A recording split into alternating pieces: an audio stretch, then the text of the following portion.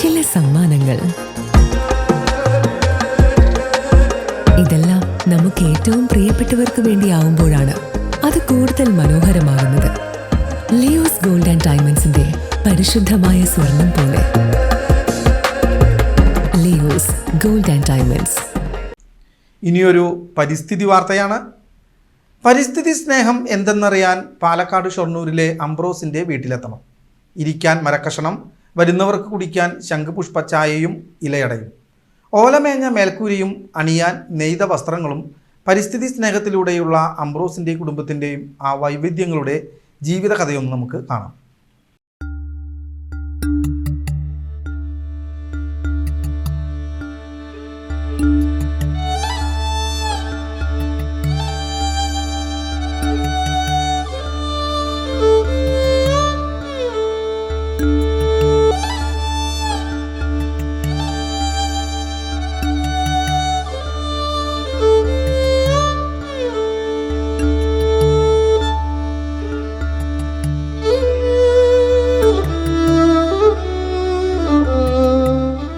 ഭാരതപ്പുഴയോരത്ത് പച്ചപ്പിൻ്റെയും നെൽവയലുകളുടെയും സൗന്ദര്യം നിറഞ്ഞു നിൽക്കുന്ന ആനാരിക്കുന്നിൻ്റെ നെറുകയിലേക്ക് എത്തിയുലയുന്ന മുളങ്കൂട്ടങ്ങളുടെയും ചെമ്പരത്തി ചെടികൾക്കിടയിലൂടെയും ഒന്ന് നോക്കിയാൽ ഫാർമേഴ്സ് ഷെയർ എന്ന കുഞ്ഞൊരു ബോർഡ് കാണാം. അതിനകത്തേക്ക് കയറിയാൽ തുണിയിൽ ചെമ്പരത്തിച്ചായ മുക്കിയ താളുകളിൽ അക്കത്തിൽ മലയാളം കലണ്ടർ, അടുക്കളയിലെ പാത്രങ്ങളിൽ പൂക്കളും കൊണ്ടാട്ടങ്ങളും, പൂക്കൾ കൊണ്ടുള്ള പാനീയങ്ങളും, വീടിന് സമീപത്ത് നിർമ്മിച്ചിരിക്കുന്ന കെട്ടിടത്തിൻ്റെ മേൽക്കൂരയാകട്ടെ വൈക്കോൽ കൊണ്ടും.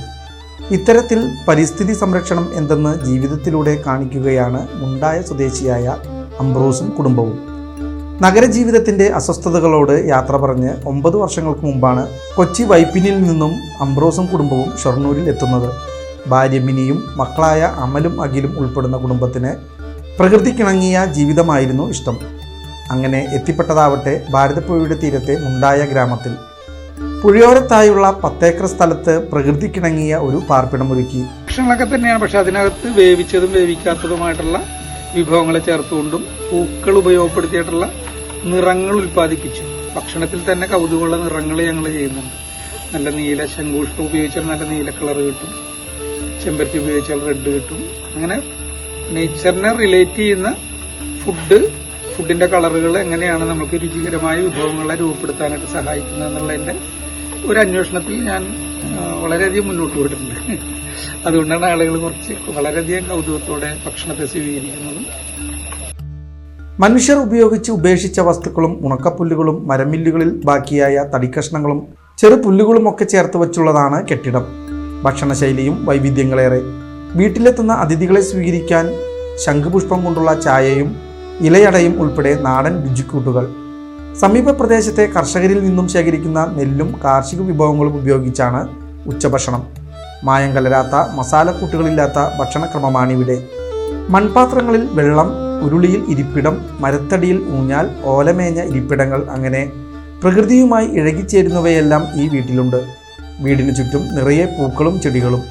പ്രകൃതിയെ നോവിക്കുന്ന ഒന്നും തന്നെ വീട് നിർമ്മാണത്തിനായി ഉപയോഗിച്ചിട്ടില്ല. വീടിന് ചുറ്റും കാണുന്ന മിനി ഹട്ട് ഹൗസുകളും ഊഞ്ഞാലുകളും മറ്റ് അലങ്കാരങ്ങളും എല്ലാം മരങ്ങളും പാഴ്വസ്തുക്കളും കല്ലുകളും ഉപയോഗിച്ചാണ് നിർമ്മിച്ചിട്ടുള്ളത്. സമൂഹ മാധ്യമങ്ങളിലൂടെ ഇവരുടെ ജീവിതത്തെക്കുറിച്ച് കേട്ടറിഞ്ഞ അനവധി പേരാണ് ഇവരുടെ ജീവിതത്തെ പഠിക്കാൻ ഷൊർണൂരിലേക്ക് എത്തുന്നത്. ഒരു പരിസ്ഥിതി ദിനം കൂടി കടന്നു പോകുമ്പോൾ അംബ്രോസിന് പറയാനുള്ളത് സ്വന്തം ജീവിതം തന്നെയാണ്.